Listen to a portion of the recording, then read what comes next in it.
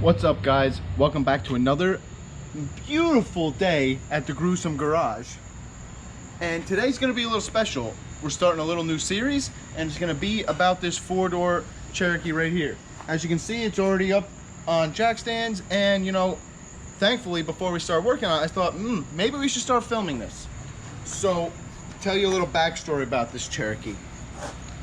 Some guy hit us up on social media, said that he watched our YouTube videos and he just bought a Cherokee, 1-ton Cherokee. He was going through some stuff and he realized some stuff's a little not put together right, so he wanted us to go and look at it.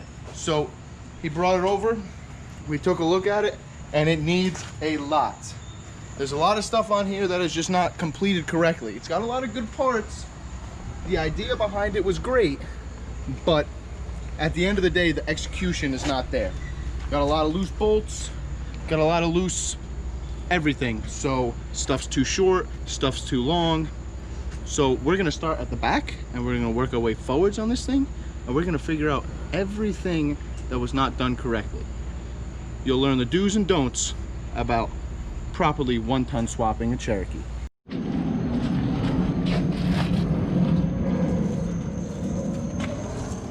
One major issue that we see on these is the lift blocks. A lot of people like to cheap out and use the lift blocks.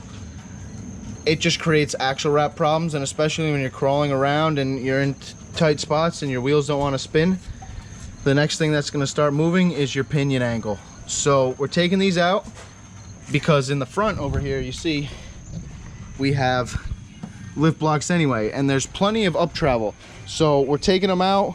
We're going to get rid of the hack stuff, and we're going to bring this down and give it a lower center of gravity anyway, because everyone wants that.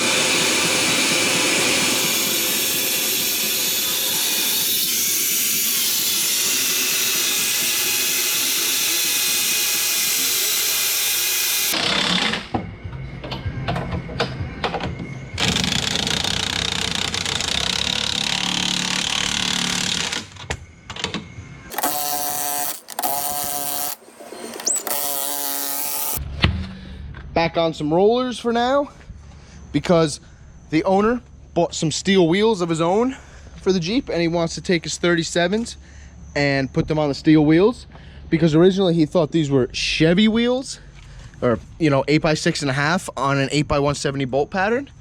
But because you know, he snapped a couple studs over here, and on the other side there's a stud or two missing.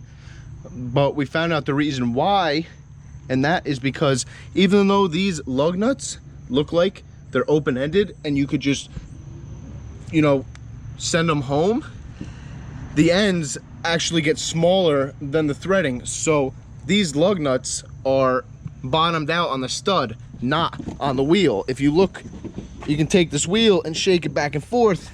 First I thought it might have been the ball joint or something, but nothing's moving but the wheel itself. So we're gonna get these off. We're gonna put the right lug nuts on. We're gonna put some steel wheels on so we can do some bashing and not have to worry about cracking the aluminum wheels. And then we're gonna start getting to the transfer case, because I want to start from the back and work my way to the front. Now that I figured out the back, it's a lot stiffer. The axle is now centered because the lift blocks were put in terribly. And I want to put the SYE in the transfer case because it's time to measure for a new drive shaft, because this one as is already too extended, and if we put the SYE in instead of having the hack and tap, the tail shaft is going to get even shorter on the transfer case. Now that we got the front apart, or at least the wheels off, we can see a couple things that are all screwed up on here.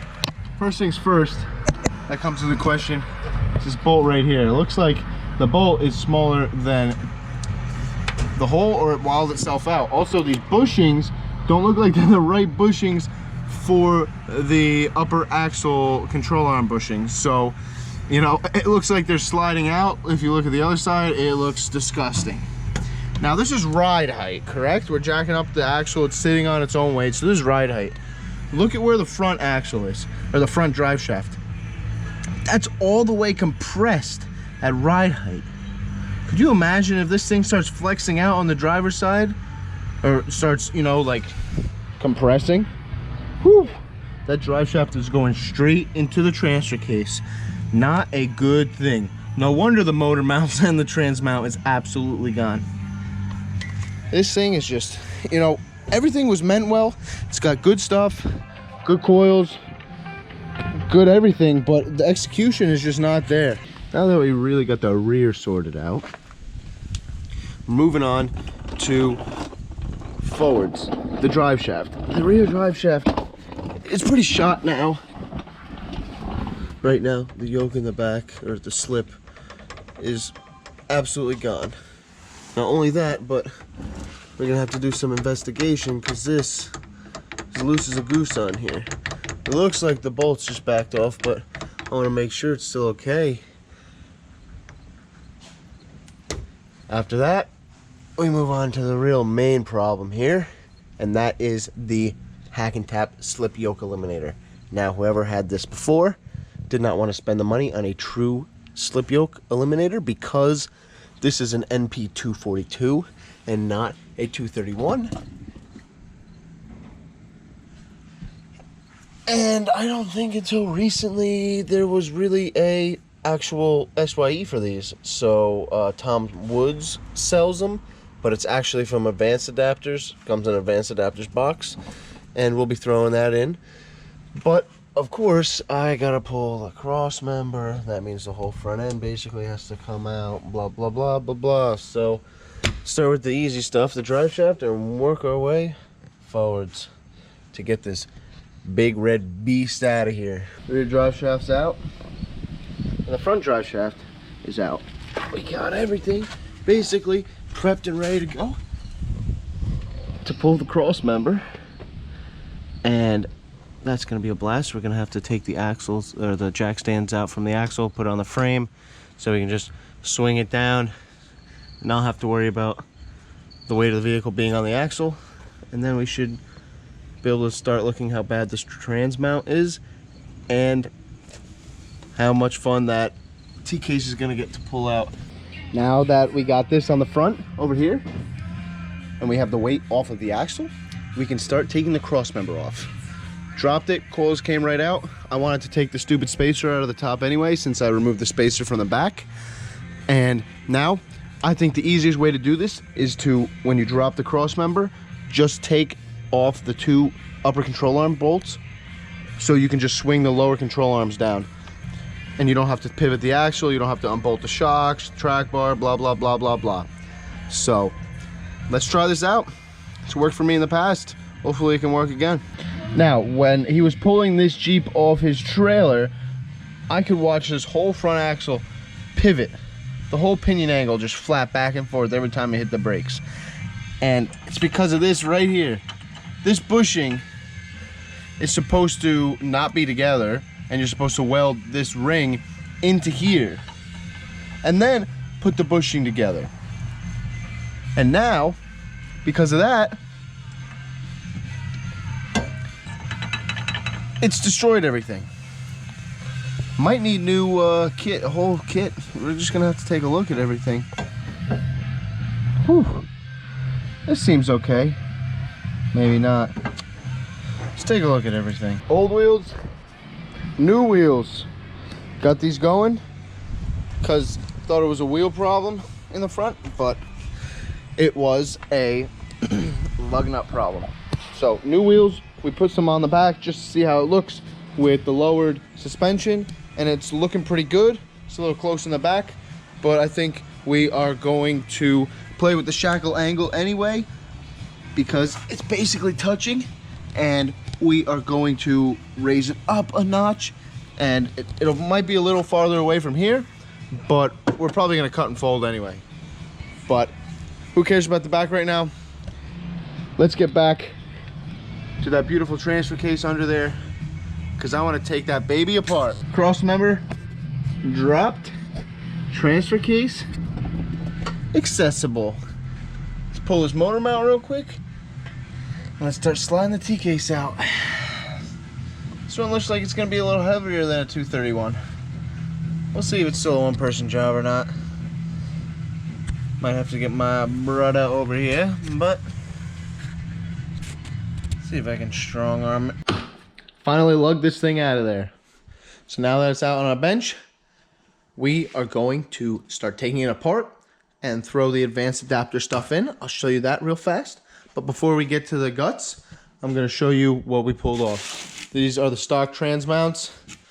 If you look, every single one, if you do anything, especially if you have like this hack and tap going on and your driveline angle ain't the greatest, you're just going to rip stuff to shreds. So this is ripped to shreds, and we like to replace it with this bad boy right here. It's absolutely beautiful compared to this. How this is like, the rubber's molded to the metal. So I don't know. I think that's just a terrible design, and over time the rubber just splits apart. This, it'll never fully come apart, but you know, you will eventually hurt the bushing. But this is a lot stronger, and I think it's a lot better of a design. So we'll throw this in there, and to match that, I like to, at least when I replace one thing, I really like to replace everything all at the same time, so it's not new rubber and old rubber, and the compound isn't different, so everything is equally on the same page. So motor mounts, trans mount, transfer case time. Here are the guts. It says it's the Tom Woods SYE. You know, everywhere I could find, only Tom Woods. When you look at Advanced Adapters website, they don't show it. But it came in an Advanced Adapters box. And I bought it from Iron Rock Off-Road. So I'm assuming Advanced Adapters makes it. And that makes me a little happier since their stuff is amazing. So basically, it's a new yoke for the back. New tail housing for the back for the yoke to sit in here instead of it sticking out. And also, if you look, this shaft right here is very, very small compared to the new shaft in the back, which is about the same size as the yoke itself on this hack and tap. So that's a big reason why these T cases, the SYE is proper to do. I mean, the actual SYE is important to do and not the hack and tap. But with this 242, I understand, you know, a lot of people don't want to spend the $500 on the SYE instead of the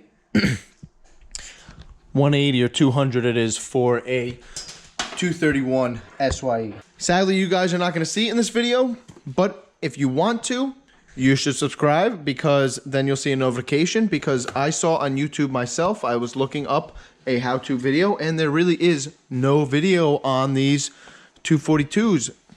So I am going to post a video about the 242 separately. So next time you see this thing, it's going to be back in the Jeep.